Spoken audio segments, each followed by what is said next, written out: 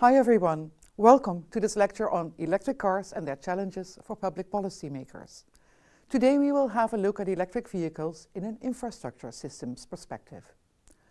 As we have seen, electric vehicles offer a lot of benefit for a society that wants to retain mobility in a decarbonized future. An electric vehicle, however, cannot be compared with a coffee machine that you can easily replace with another coffee machine without any further ado. Electric vehicles do not only require drivers to adopt new routines, they also have many consequences for many of the infrastructure systems that society and the economy rely on, most notably the transport and energy infrastructure systems. These systems have evolved over decades, even centuries, and have consequently become deeply embedded in the economic and social structure. Therefore, we will have a closer look at the characteristics of the infrastructure systems which are affected by electric vehicles. We need a theoretical framework to structure our analysis of how electric vehicles interfere with the established infrastructure, and that helps us to design effective interventions. So, let me introduce you today to the world of complex adaptive systems. And as an example, I will use the electricity infrastructure. The first true electricity infrastructure came online in 1882. It consisted of a single coal-fired generator providing power to the light bulbs of 59 customers within a New York neighborhood. Soon, similar systems sprouted in major cities around the world. Eventually, these systems were expanded to link entire urban areas with a diversity of electrical devices and multiple generators operating simultaneously. Gradually, these isolated grids were linked to provide backup power and improve stability. They were extended to connect progressively larger and more remote power generation facilities. And in today's electricity infrastructure, these formerly separate networks have been linked into national and even transnational continental power systems. Throughout the history of the electricity infrastructure, technologies have changed. The technology of power generation changed from small-scale generators to massive coal and gas-fired power plants, to nuclear power plants and large-scale hydropower installations. At this point in time, the dominant position of fossil fuels in the electricity system is no longer taken for granted, as we are concerned about long-term energy security, global warming, and about the heavy toll of fossil fuels on the natural environment and public health. All of these concerns make us move in the direction of renewable energy sources.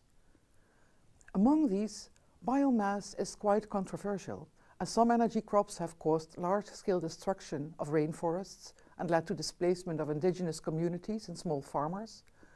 But moreover, biofuel combustion, whether it is in power generation plants or in cars, still leads to air pollution.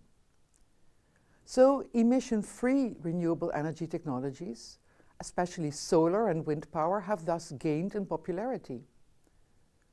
Most of the technologies for harvesting solar and wind energy are characterized by a relatively small scale, which implies that more and more decentralized electricity production is being developed, not only by established players in the energy market, but also by farmers, citizen cooperatives, and even individual homeowners. With solar panels on their roofs, even city dwellers can become prosumers, which do not only consume but also produce electricity. Now, what do we learn from this short history lesson? The first key lesson is that electricity infrastructure was not designed as the integrated system that we know today. Rather than being designed, it evolved into an integrated large-scale system, constantly adapting to changing societal preferences and user needs, to changing economic conditions, and to the emergence of new technologies. But how then, you may ask, can a large-scale technological system adapt? And this is where the social dimension of the infrastructure kicks in, which I will illustrate shortly to convey the second key lesson, which is that the complex adaptive behavior of infrastructure systems is better understood if we recognize infrastructure systems as socio-technical systems. An infrastructure is more than a physical network connecting generators and loads. It is a system that connects millions of users with a multitude of producers, and that involves system operators, market operators, regulatory authorities, and so on. The system can adapt through the decisions of these social actors, for example in fixing technical standards, and in the decision-making about capital investments and disinvestments, or through changing user behavior. An important actor in the electricity system, as it is in the transport and mobility infrastructure system, is government. Throughout most of the 20th century, the key tasks of electricity generation, transmission, distribution and supply were concentrated within one single organization per country, a so-called vertically integrated utility. And in many countries, this single organization was a public monopoly, and in the case of a private monopoly, it was at least heavily regulated by the government to safeguard the affordability and reliability of service, but also safety and other relevant public values. In recent decades, however, processes of infrastructure reform have induced so-called vertical unbundling of the electricity value chain. In many countries, power generation has largely been privatized and now takes place in a competitive market. Similarly, energy wholesale and even retail markets have in many countries been opened up to competition.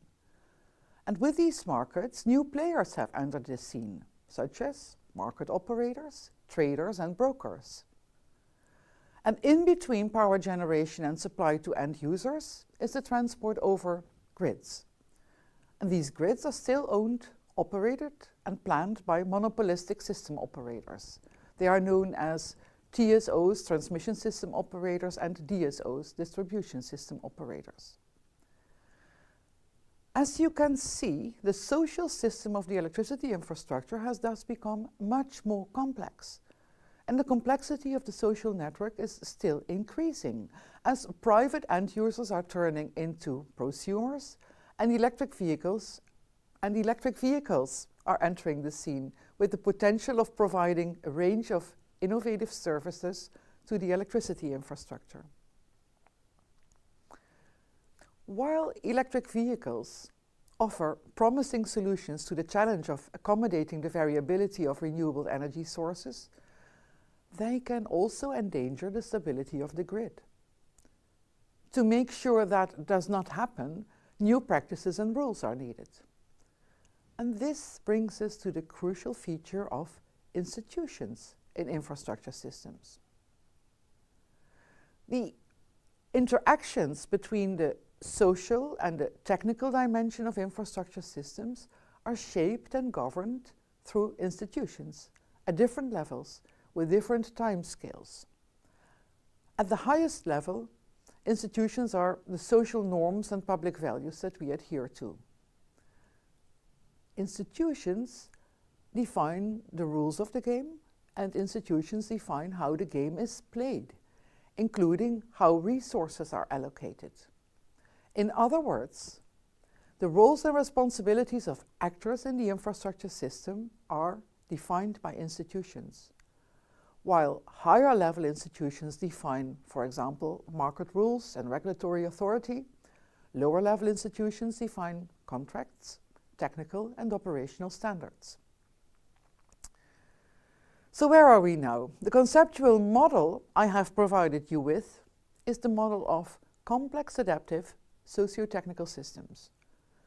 A complex network of actors, the social system, in constant interaction with a complex physical network, the technical system, with the interactions between the social and the technical systems shaped and governed by institutions.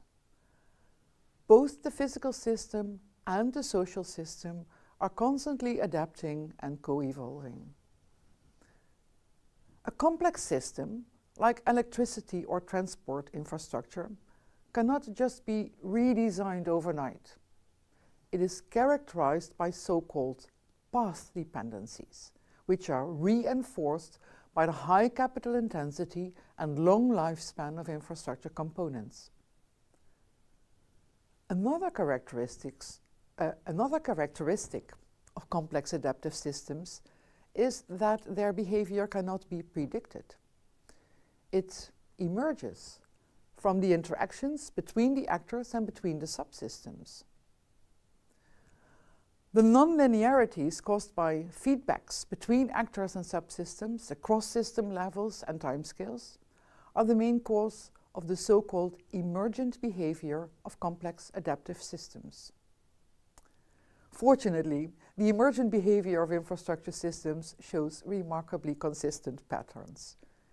Even if I do not come home at exactly the same time every day, and even though my individual use of electric devices in my home differs from day to day, the aggregated pattern of road congestion and electricity demand during the day is very similar, with slight variations between working days and weekends and with seasonal variations.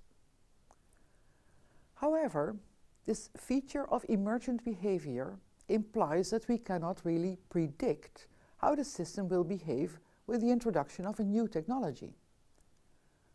This and the feature of path dependency also imply that government has in fact only limited steering power.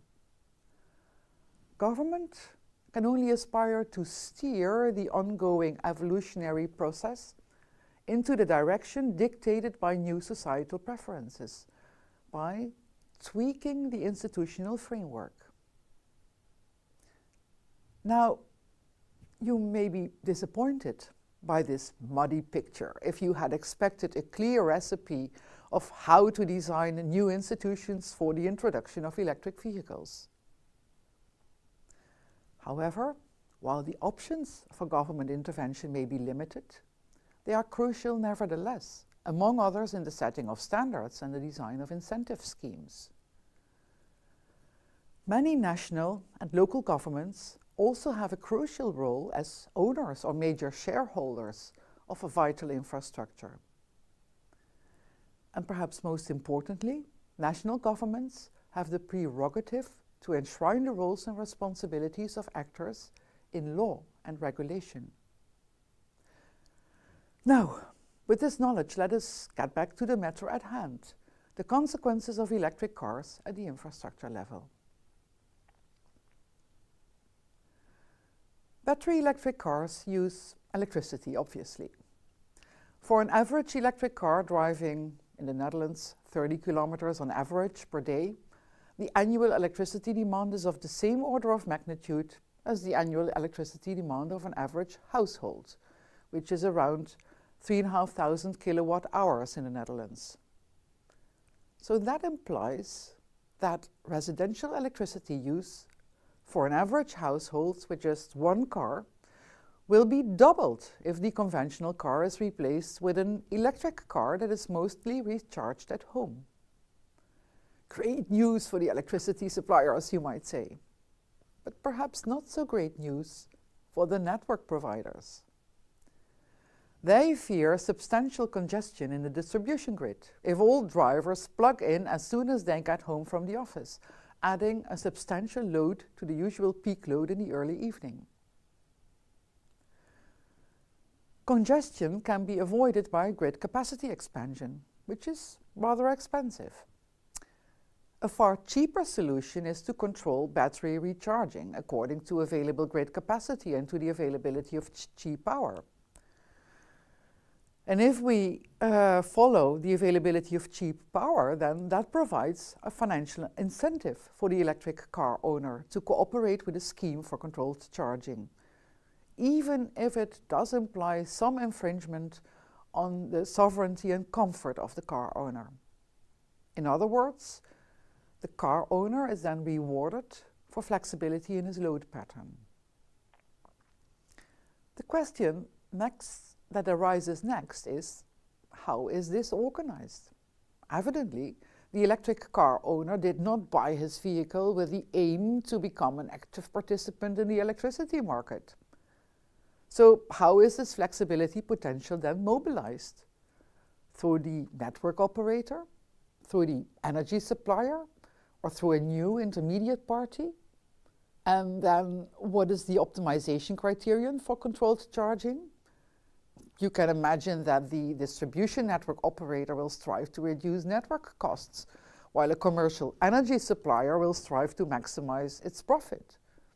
And what is the business model for the intermediate party, such as an aggregator? And what is the optimization criterion for the end user, as an electricity consumer and as a car owner? The answer to these questions depends on the divisions of roles and responsibilities in the electricity infrastructure system. As we have seen, the distribution network generally is a regulated monopoly, whereas energy suppliers and aggregators are operating in a competitive market. And the related question is, which actor should be installing and owning the public charging infrastructure? Some argue that this is a logical extension of the network operator's responsibilities, while others argue that charging infrastructure should evidently reside with the energy suppliers. While these questions are still unresolved in many countries, the answers are needed urgently. As you know, generation and load must be balanced at all times in the electricity system. And the system's need for flexibility in electricity demand is inevitably increasing with the increasing share of variable renewable energy sources in the generation mix. Deploying the demand flexibility of electric vehicles will involve real-time or close to real-time interaction with the end users, thus requiring a lot of smart IT support and telecommunication capacity. In other words, the flexibility of electric cars as smart components of the electricity system cannot be deployed without smart grids. So you see that the massive adoption of electric vehicles does not only affect the physical electricity system and the transport and mobility system, it also introduces a lot of digital technology and software dependencies into the physical infrastructure systems, involving new interactions between the transport and energy infrastructure systems.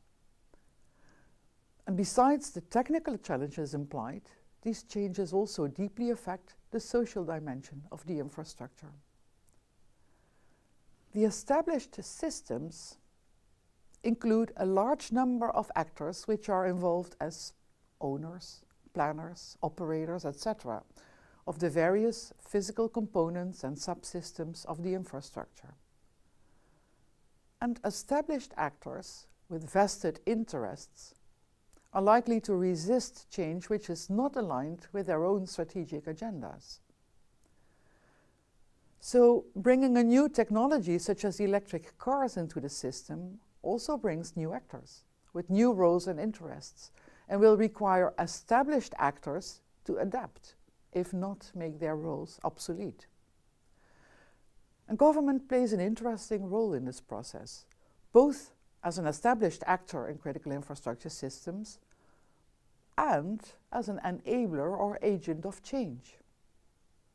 Later in this course, we will have interviews with government representatives at the local and national level and show you how different government interventions worked out in practical cases.